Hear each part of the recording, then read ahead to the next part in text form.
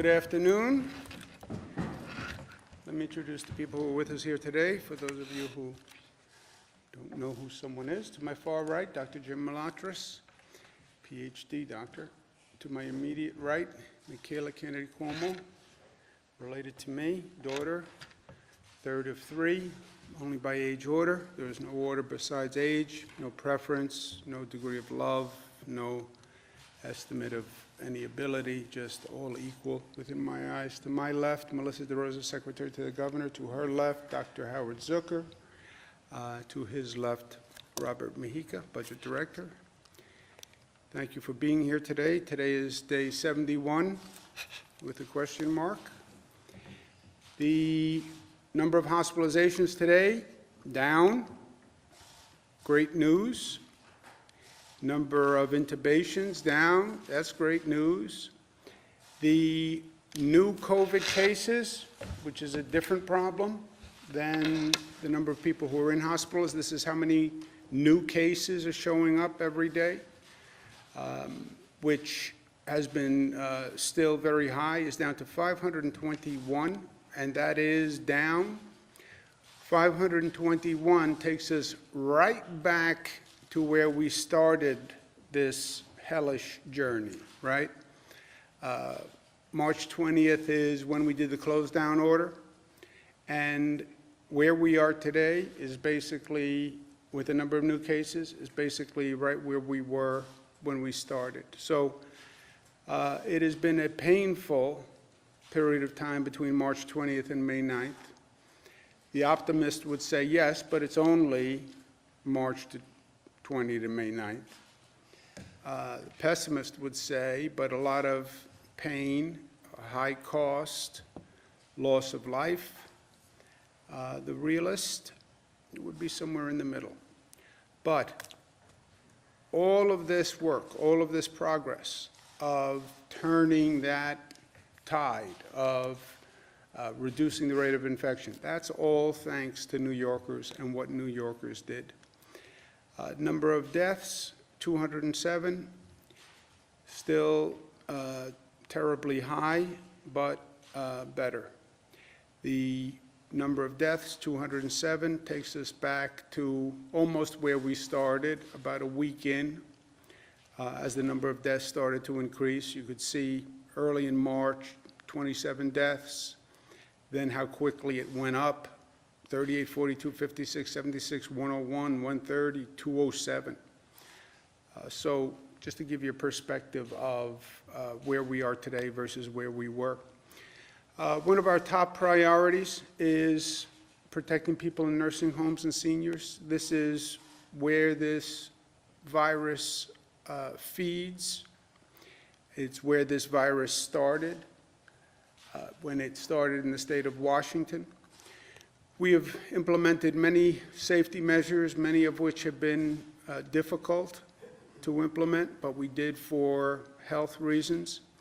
Restricting visitation, except for end-of-life visits. This is a tough policy, and I had serious qualms about it, to tell you the truth. But the health officials were right. Yes, you want visitation. No, you don't want to walk a virus into a nursing home that could kill the person you're going to visit. PPE requirements, all staff have to be checked going to a nursing home every 12 hours. All facilities must notify families within 24 hours, separate facilities, residents from staff in the event of an outbreak. We provided them with millions of pieces of PPE equipment. This is a national problem, right?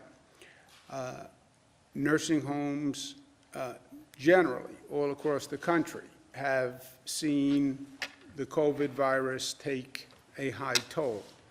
New York has one of the highest populations of nursing home residents of any state in the country, over 100,000 residents. But New York's percentage of deaths in nursing homes is the 34th highest of any state. So if you look at the states and the percentages of people who died in nursing homes as a percentage of that death, New York is number 34. So none of this is good news, but just to give you a context of what people are looking at. This virus uses nursing homes. They are ground zero. They're the vulnerable population in the vulnerable location, right? It's a congregation of vulnerable people. Today we're taking additional steps to protect seniors in nursing homes. First, I want people to understand how a nursing home operates vis-a-vis the state. The most vulnerable population deserves the highest level of care, right? So the rule is very simple. If a nursing home cannot provide care for a person and provide the appropriate level of care for any reason, they must transfer the person out of the facility. If they can't find another facility, they call the State Department of Health. So what does this mean? If they don't have enough staff, if they don't have enough PPE, if their facility doesn't allow for isolation or quarantine, whatever it is, if they cannot provide the proper care, they must transfer the resident, period. If they have a COVID positive person and they can't treat a COVID positive person, they must transfer the person or call the State Department of Health, and the State Department of Health will transfer that person. All nursing home staff must now be tested twice a week. That's not just a temperature check, that is a diagnostic test. We have the tests available. We have brought them online. The state has more testing capacity than any state in the country. They have to test their staff twice a week. That is a rule. It's not I'd appreciate it if you did. Hospitals, going forward, cannot discharge a patient to a nursing home unless the patient tests negative for COVID-19. So we're just not going to send a person who is positive to a nursing home after a hospital visit, period. Remember, and I want the nursing home operators to understand this, we have alternative facilities for nursing home patients, COVID or non-COVID. Remember what we did here. We created 40,000 hospital beds because we had to. We had a 50,000 bed capacity system. The early projections were we would need 110,000 beds, 140,000 beds. We created 40,000 additional beds, minimum. So we have beds available. We also set up COVID-only facilities. So we have available COVID-only facilities that could accept nursing home residents. We're not reducing the number of hospital beds that we have available. We've always had more hospital beds available than we've used, always. There has not been a day that we didn't have more beds available than we've used. So if a nursing home cannot take care of a person, we have facilities that can. And I understand the nursing home's perspective, but if they cannot provide the appropriate care, they have to call the Department of Health, and let's get that resident into an appropriate facility. I can't be more direct about that. We have available COVID-only facilities upstate as well as downstate. So we have the facilities available. If there's any issue, the resident must be referred to the Department of Health, which will find alternative care. If a nursing home operator does not follow these procedures, they will lose their license. Well, that's harsh. No, harsh is having a nursing home resident who doesn't get the appropriate care. That's what's harsh. having someone's parent or mother or brother in a situation where they're in a facility, they can't even get a visitor, they're isolated, they feel alone, and they're not getting the appropriate care. That is what is harsh. And if that's what happens, then that facility operator should lose their license. I have no problem with that. I was the Attorney General. I did investigations of nursing homes. I have tremendous respect for what they do. But this is the essence of their responsibility and obligation. Again, we have the facilities, we have the beds. It's not like a situation where there are no options. We have options, and we want to use them. So if there's any reason why you can't provide appropriate care, let us know, and we will put them in a facility that has it. Also, this is an issue that people need to be aware of. New York State is investigating 85 cases of a COVID-related illness in children, mostly toddler to elementary schools. It's symptoms similar to Kawasaki disease, what they call Kawasaki disease, or toxic shock-like syndrome. This does not present as a normal COVID case. COVID cases tend to be respiratory. This presents as an inflammation of the blood vessels, sometimes inflammation of the heart. It's possible that these cases were coming in and were not diagnosed as related to COVID because they don't appear as COVID. But it is a situation that has taken the lives of 3 New Yorkers. There are 2 additional deaths that are currently under investigation as possibly related to this same situation. The New York State Department of Health is going to notify all the other state departments of health. Every state has a Department of Health. They will notify their counterparts in the other states to put them on notice of this. Again, we've recently found this and are investigating it, but it may be possible, and it may even be probable, that this is a situation that exists in other states, and we want to make sure that they are aware of it. New York State Department of Health is also actively pursuing a new drug therapy. Remdesivir has been shown to have some positive effect, and we're desperately looking for a treatment for this virus. So the CDC has started tests on this drug, and New York State is working with HHS, Health and Human Services on the federal side, administering it to 2,900 people at 15 hospitals, and we're looking for more doses to start with an additional 500 people. This week is May 15th. May 15th, the pause order, the close down order expires. We're looking region to region across the state as to where it would be appropriate to reopen. This state, we have a clear, uniform set of criteria. It's the same all across the state. It's all science-based, it's all data-based, and we'll look at those numbers, we'll look at those data points to see where it's safe to open. Local governments should start to look at 2 things, citizens also.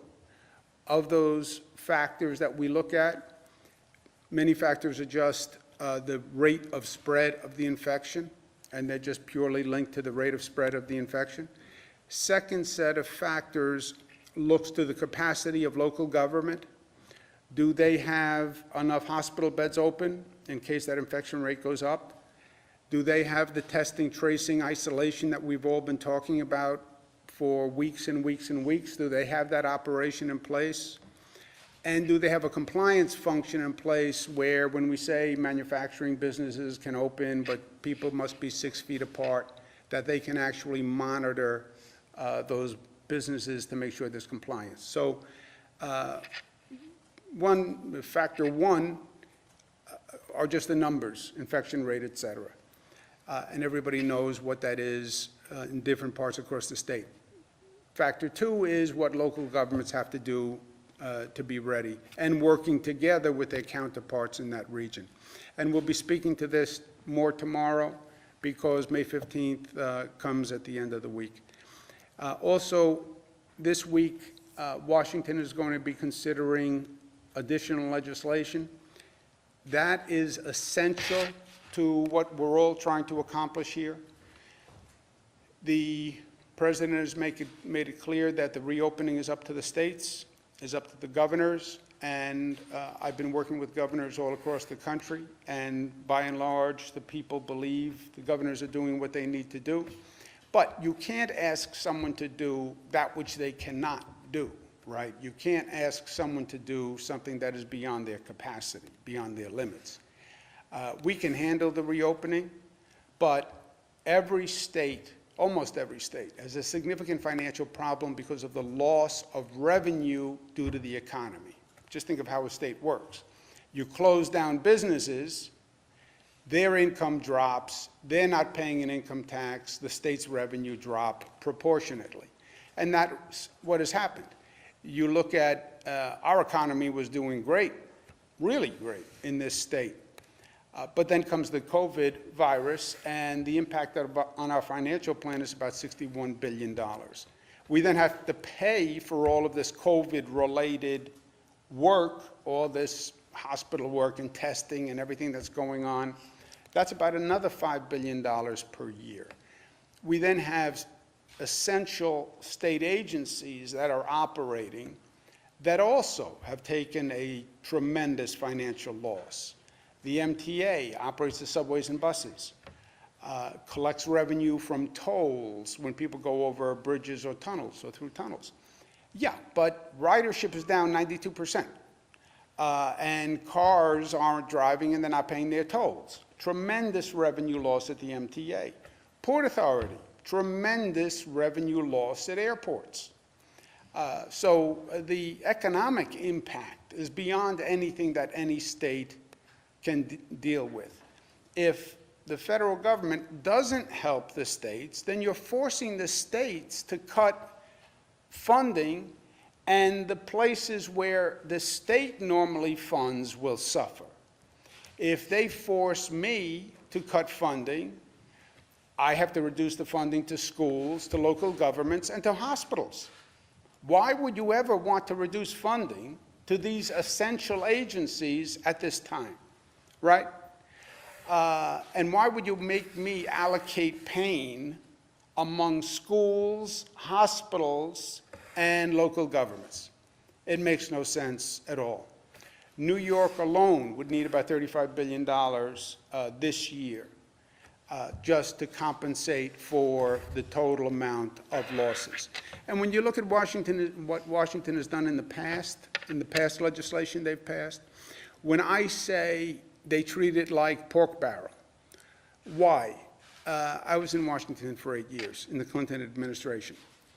Everything becomes a political game. Every piece of legislation becomes a political game. So when they passed legislation, the money they sent to states was supposed to be for COVID. The whole exercise was this was to compensate for what happened during the COVID virus.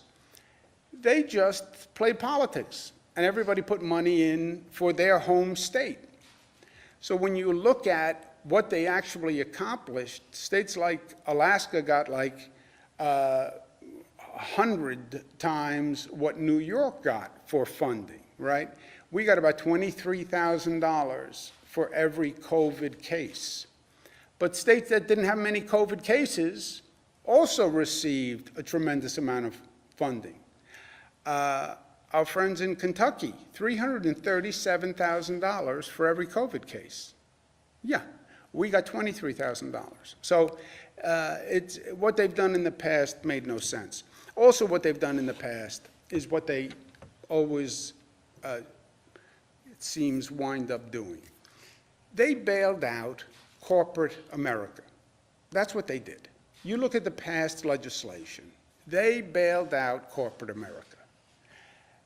This legislation, this week, going forward, let them fund working Americans, because that's the need. You look at the past legislation. They funded hotels, restaurants, airlines, big corporations, public companies. Now it turns out they funded a tax break for millionaires in the COVID response legislation. That's what they did. Yeah, and they didn't fund state and local governments. So who do state and local governments fund? I fund police, firefighters, nurses, school teachers, and food banks. You took care of corporate America, and I don't even want to go through that, but now you're going to starve police and fire and hospitals and schools? Everybody applauds the healthcare workers, but now you don't want to provide any funding. Separate, last point on Washington. Don't make the same mistake twice. Don't do what this nation did after the 2007-2008 mortgage crisis bailout, where the government bailed out all these bankers and corporations that made a fortune running a mortgage scam. And then when the mortgage scam collapsed and the banks were going to go bankrupt, then the taxpayers had to come in and fund the banks. How does this make sense? The banks make all the profit on the way up. They then get into trouble on the mortgage fraud, and we have to bail them out. And who's going to bail them out? The taxpayers are going to bail them out. No. It's not that they reap all the profits on the way up, and then the taxpayers provide a golden parachute on the way down. That has to stop. There should be no subsidy for any corporation that lays off employees, period. Because I'll tell you what's going to happen. You will see corporations using this pandemic to lay off workers. That's what you will see, because they're already saying it to the market analysts. We're going to get lean during this period. We're going to right-size during this period. What does that mean? It means they're not going to rehire the same number of employees, so they're going to boost their corporate profits by reducing the number of employees. That's what it means. That's what it means. Government should not subsidize their reduction of employees, and then when they reduce employees, government is supposed to now subsidize those employees, unemployment insurance, etc. We did it once, we can't do it again. Here's my suggestion to my colleagues in Washington. The Americans First law. If a corporation does not rehire the same number of employees, no government money. All the billions that they just gave out, if you don't rehire the same number of employees you had pre-pandemic, you have to return those funds. We're not going to subsidize you to lay off workers. If you can lay off workers and you're saving money by laying off workers, you don't need the American taxpayer to subsidize you. Otherwise, you will never get those employment numbers back, because that's what's going to happen all across the country. And we keep going, because we are New York tough, we are smart, united, disciplined, and we are loving. Every time I say we are loving, I think people must think that is such a strange word for a government official to be talking about, that we are loving. You never hear government talking about loving. You never hear a lot of people talk about loving or love. But at this time, where we are all going through so much pain and so much stress and so much anxiety, and we're at a place where we've never been before, it's probably the one thing we need more than anything else. And it's not easy to talk about love. That's why I put it with New York tough. It's not easy to talk about love. I need love to show that vulnerability. It's hard to do that. That's why in some ways you have to be tough to be able to talk about love. But we all need it now, because this is hard on everyone. It is hard. I don't care who you are. You can be the governor of the state, a healthcare worker, a public employee, a daughter of a governor, a son. It is hard on everyone. And love is the one thing that can make everything better, and the one thing we need. When I said today is day 71 with the question mark, because today is not really just day 71. Today is Mother's Day, and that dwarfs all else. Day 71, day 70, day 69, it's Mother's Day. And for me, you want to talk about love. The personification of love for me has always been my mother. My father was loving in his way, but he was not warm and cuddly kind of loving. My mother has just always been pure love, just pure sweetness, pure goodness, pure affirmation, unconditional love. Whatever you did, however stupid I was, and I can be pretty stupid, just that total love of a mother. So today, more than anything else, mothers are special every day, but how about going through this? Talking about nursing homes, you have mothers in nursing homes, families can't get to see them. Mothers have been doing double duty, stuck at home, dealing with all that stress, all that situation. Mothers who have lost mothers, mothers who we have lost during this hellacious period where so many people lost their parents. So today is Mother's Day, first and foremost. And today is about love and showing love and expressing it and appreciation for our mothers. And my mother, who I cannot see today because I am in a position where I am exposed to too many people, and if I go see my mother, Dr. Zucker, blame Dr. Zucker, the health commissioner, says it would be risky for me to see my mother because I want to make sure that I don't infect her with anything. She's stronger than I am, and she's smarter than I am, but I just want to make sure that we don't do that. But I get to say Happy Mother's Day to my mother with my daughters. They're all here through one means or the other, whatever this is, Zoom this, Zoom that. Happy Mother's Day to you, Mom. I miss you. I love you so, so much. I wish I could be with you, but I can't be. But I can't be because I love you. That's why I can't be with you, because I love you. But I know Maria's taking good care of you. I miss you too, a lot, and your beautiful daughters. So Happy Mother's Day, Grandma. Thank you, Cara. You have Cara there. Cara's with Mariah. Mariah, you want to say Happy Mother's Day, Grandmother's Day? Yes, Happy Mother's Day, Grandma. I just was thinking today about this story that I love hearing you tell about how you met the Pope and how he looked you in the eye, took your hand in his, and he said, La Familia. I think he really captured your spirit. Thank you so much for teaching us what the meaning of family is, both from our own little brood to the family of New York. I love you. That's right. And I have, very well said. And I have Michaela here with me. Hi, Grandma. Happy Mother's Day. You're up at the Capitol.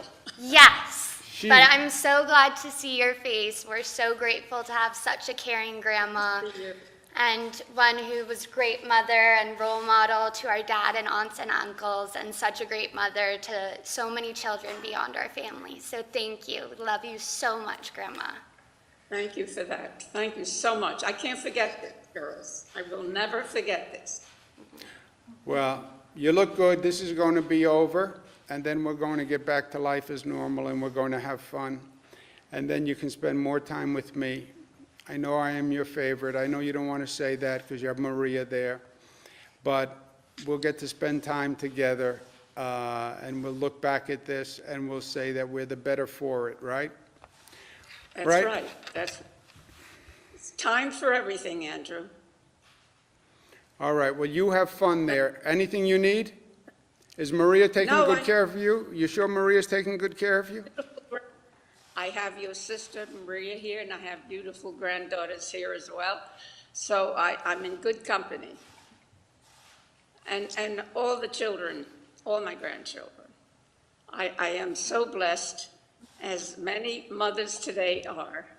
And I just thank you so much for everything you do, Andrew, to make families really better than ever. Thank you. All right, you have a beautiful day. I'll see you soon. I know you want to see me I will. because I know I'm your favorite deep down inside, but you don't want to say it. I love you, honey. I'll talk to you later. Love you, Grandma. Thank you very much, Andrew. Thank you. Questions? Why isn't the state mass testing all nursing home residents? We are testing nursing home residents. Or mass testing everyone? We are mass testing as many as we can. And what would the state have done in early March if hundreds of nursing homes said that they can't care for their patients with this very contagious, devastating unknown disease? Did you have any overflow beds for them in early March? And did you tell them, the nursing homes, about it in early March? Yeah, let's just do this again. The nursing home must refer a person if they can't provide the adequate care, period. That's the nursing home's obligation. If they cannot provide care for any reason, they don't even have to give a reason, by the way. I don't have staff, my staff is sick, I don't have PPE, I don't have isolation facilities, I don't have quarantine facilities, I don't have enough beds, I don't have enough pillowcases. It does not matter. If they can't provide care, they call the Department of Health sends them somewhere else. We have always had more beds than we have needed. Always had more beds than we have needed. And that is extraordinary because we had to create 40,000 beds. People say, well, we created more beds than we need. Actually, they raise a criticism that we created more beds than we need, right? Federal government says we created Javits, we brought up the U.S. Navy ship Comfort, we didn't even need it. Yeah, at the end of the day, we didn't need it. Thank God we didn't need it because we reduced the curve and we saved lives. But if we hadn't reduced the curve, we would have needed it. That's where the projections were. But that was true from day one. Able to handle it Yes, early on? yes. The hundreds of nursing Yes. homes said they couldn't care Yes. for them. The state would have. Yes, and they should have done it by law. Governor, the court system is currently operating on a largely virtual function. Can you please comment on when new non-essential lawsuits are going to be able to be filed? Yeah, I don't know. Does anyone know when non-essential lawsuits will be It's filed? something that we're working with the courts on, and then the larger issue is around secrecy issues for when you can convene grand juries. And so we're working hand in glove with Janet DiFiore and the courts on that, but the answer is we're trying to get online as soon as possible. Can you speak to when grand juries might fall into this reopening plan? It's something that we're looking at. We're looking at what other states are doing, if there's a way to accommodate it virtually, but again, the issue is the secrecy laws that govern, and so we're working with the courts and we're trying to get online as soon as possible. Are there any concerns about, bringing people if they will actually show up for a jury considering this? That is exactly the concern, which is why we're looking into virtual options, but as I said, the secrecy laws that govern supersede that, and so we're trying to see what other states are doing, get creative, because we want the court system to be up and running as soon as possible. That govern grand juries. Grand jury secrecy. Reopening the courts is not an executive decision, or managing the courts is not an executive decision, right? That's a separate branch of government, the court system. Chief judge is in charge of that. We're working with the chief judge, following her recommendations, which have been extraordinary. There's still a lot of work going done, even though the courts have been closed, and their transition to remote services has been great. So we're working together, but the questions you raise are going to be more to the discretion of the judicial system. Why did it sounds like the state is rescinding the March 25th order regarding nursing homes. What went into the change of thinking in that? Why do it now and not do it 2 weeks ago when people first started sounding an alarm on it? I don't know the March 25th. It's not rescinding the order. You still can't discriminate against the patient solely in a nursing home based on their COVID status. This is saying to hospitals now, if you have a COVID patient that you got for some reason acute care, need or whatever, they should test positive before being discharged from the hospital itself. But just to, go ahead. Clarify on that. So a hospital can't send a resident back to their nursing home if they still test positive for it. How is that different from March 20, or Because the only avenue of coming into a nursing home is not just the hospital. It could have been a new patient, it could have been from another facility besides the hospital. It does override the March 25th order, correct? You still cannot discriminate against a nursing home patient. What we're saying is if you're in a hospital for another reason, you can't discharge that patient until they're negative. The two orders coexist, Jesse. What we're saying is you still can't discriminate an entrance to a nursing home facility solely on the basis of being COVID positive or being suspected COVID positive. This puts the obligation on hospitals, which is saying a hospital cannot release a COVID positive patient into a nursing home facility until they test negative. What Jim is accurately saying is hospitals are not the only avenue into nursing homes. There are other ways in which people enter nursing homes. The fact still remains that you cannot discriminate based on COVID positive status. However, as the governor has said 17 times, a nursing home cannot accept a patient if they cannot care for them. They have to be able to cohort the patients. There has to be segregated staff. You have to have the appropriate level of PPE. And if you cannot meet those standards, you cannot accept a patient. You call DOH, DOH finds a facility for them. Let's do it the other way, because it's complicated. This is binding on a hospital, not on a nursing home. If you want to refer your mother who is COVID positive to a nursing home, the nursing home cannot say to you, I'm discriminating against your mother. I don't take COVID positive people. That would be discrimination. The nursing home can say, look, I'm not equipped at this time to handle COVID patients. I refer you to the Department of Health to find a facility that can. But they can't discriminate on the basis of COVID positive. A hospital cannot discharge to a nursing home, and that is new, cannot discharge a person who is COVID positive to a nursing home. The hospital can discharge, they can either hold the COVID positive person or discharge them to one of our other facilities, like our COVID positive facilities, et cetera. This will reduce the burden on nursing homes all across the board because they're not going to get any COVID people from a hospital. But they could conceivably get it from a person on the street that wants to put their COVID positive parent. If they can handle it. And that's what you never really communicated. And I don't think you've done the residents or the families a service, you generically. The nursing home, if they cannot take care of a person, I'm a nursing home operator. I can't take care of a COVID positive person. I don't have enough staff. I can't quarantine in my facilities. I don't have the PPE. It was their obligation to inform, and it is their obligation to call the Department of Health and say, you have to come get this person. I can't care for them. That has always been the case. Is this new policy though something of a recognition, though, that the idea of sending COVID positive people from hospitals back into nursing homes may have been flawed, that may have been a mistake? No.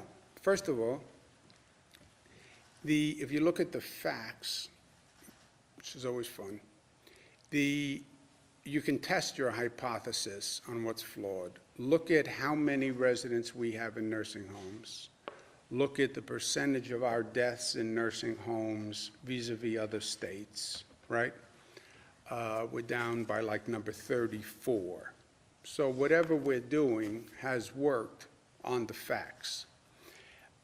Second, at one time, hospital beds were precious. When we started this, remember, the whole question was, will you have enough hospital beds? We were in a scramble to provide more hospital beds, right? Go from 50,000 to 40,000, 110,000.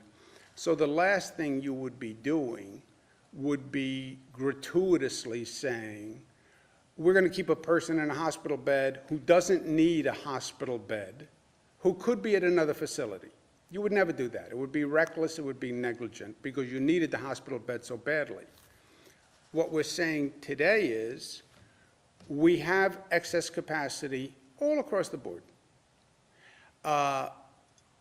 And the hospital can discharge to another one of our facilities. They don't have to discharge to the nursing home. They can discharge to any one of our facilities, which was always the case. And initially, it presumed the system, yes, a hospital could have, or initially a hospital could have discharged to a nursing home or to one of our other facilities. Discharged to the nursing home, presuming they could handle it, and they said they could handle it. And if they couldn't handle the discharged person, they would have said, I can't take this person. Your premise is they were accepting people who legally they shouldn't have accepted. That's what you would have to say.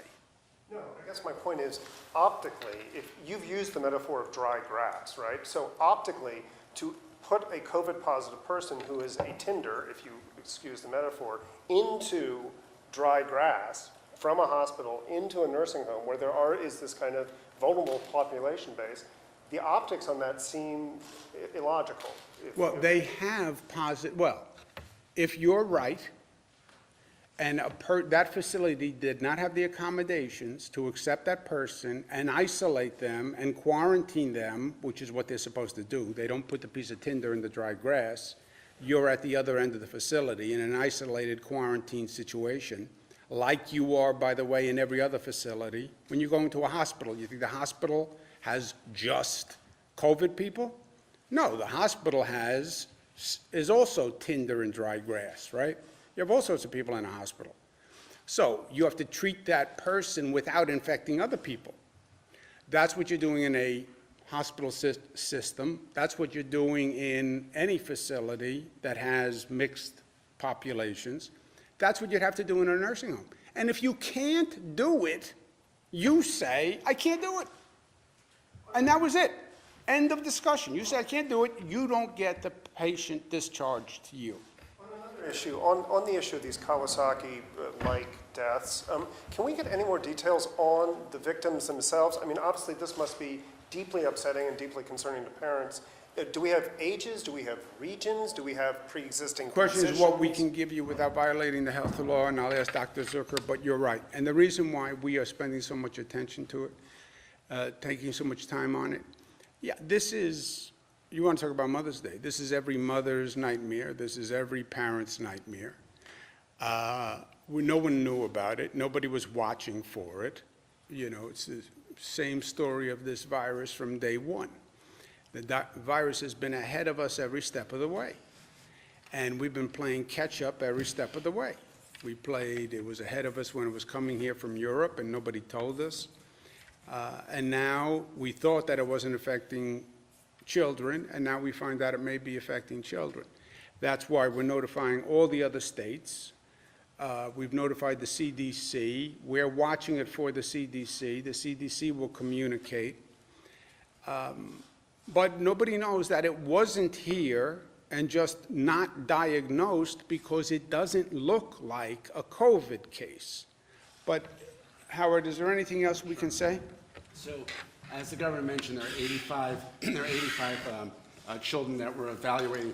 I have a team of over 30, around 30 to 40 people who are looking at the charts of all of those patients to assess exactly what has happened to them. We do know about the ages of those who have died, as the governor mentioned. 2 were in the elementary school age and 1 was an adolescent in 3 different counties. We'll have more information. I'm always careful about what I share because of the privacy issues, as the governor mentioned. We are evaluating those charts. As a pediatric cardiologist myself, I personally have looked over the chart of the child that died, the 5-year-old that we spoke about, and the other 2 I will look over as well as other charts there. This is something which, as the governor mentioned, we weren't looking for this because these children did not present with respiratory illnesses. So all of a sudden we hear about children with cardiac problems, inflammation of their blood vessels. We try to figure out what is happening here. So the CDC has sent people up as well. We have a whole team investigating all these charts, and we're going to get to the bottom of it, come up with what are the criteria, and provide that to the rest of the states in the United States. Conditions, or were these healthy children that died? Well, of the, like I said, there are 85 charts, and we're looking through those. Of the other ones, right now, no, the 3 that had died did not, that we've heard about. But we will. This is why we need to investigate all this, and this is why we have over 30 people looking at those charts. Just one more. Is there anything you can say to parents? I mean, the symptoms of this appear to be somewhat commonplace: swollen extremities, swollen tongue, rashes. Right. How do you differentiate kind of a common fever or something like that from something more serious? Right, and this is very heartbreaking because it's kids, and obviously we worry about children who have vague symptoms. They present with nausea, vomiting. But I think what I would tell parents, if I was wearing my other hat, I would tell parents that if your child has any nausea, vomiting, diarrhea, pallor, your color of your face changing, the color of their lips and fingers, if they have any chest pains, if they're older and they can complain about that, they should call their doctor and they need to be evaluated. I think that once we look at these 85 charts and we get more information, we'll have more answers for you about this. But right now, the most important thing parents should do is err on the side of caution.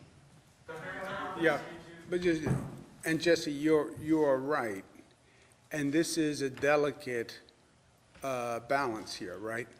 Because the symptoms that we suggested people look for are very broad, and you're talking about young children who come up with a lot of symptoms all the time, it seems like. The common denominator is, had the coronavirus antibodies or are positive for coronavirus, right? That's the common denominator here. You would not know that without the virus test. Now, we don't want to create a situation where a child gets a rash and every parent gets nervous that they think their child needs a coronavirus test. That's why as much information as we can get from these investigations as quickly as we can get it, because I understand leaving the question mark hanging out there makes people nervous. At the same time, we want the other states to know what we know, and we want the CDC to know what we know. But I think Dr. Zucker's advice is good. You don't overreact.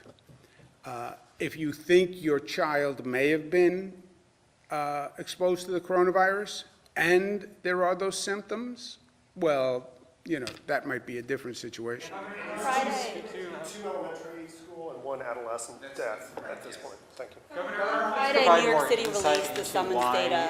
Just take one more. Anyone who didn't ask a question? Governor, on May 15th date on Monday, you had said no region had met the standard to reopen. Are there any updates today? Have any regions met the standards to reopen? Tomorrow, we're going to invite all the county executives, local officials to participate in the briefing. We'll be going through it explicitly.